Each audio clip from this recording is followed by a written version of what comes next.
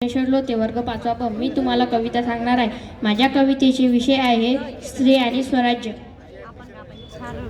जखमा आजही ओघळतात मुख अश्रूमध्ये, स्त्रीचा सुगंध हरवतो अंधाराच्या गर्दीमध्ये.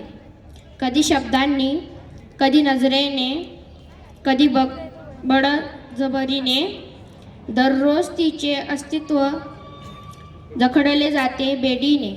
अत्याचाराचे वणवे पेटतात माणुसकीवर, लज्जा विकली जाते बाजारात उघडल्यावर.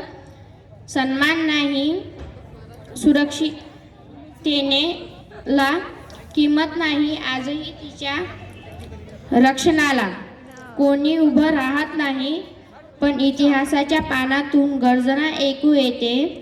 एक तेजस्वी विचार आजही मनात चेतवते.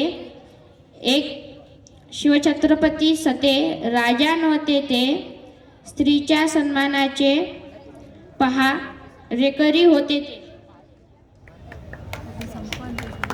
परिस्थिती ही माता, भगिनी ही समान, हा आदेश नव्हता, तो होता जीवन मंत्र महान. शत्रूची स्त्री ही सुरक्षित ठेवणारा राजा, माणुसकीचा तो होता खरा सरदार साजा.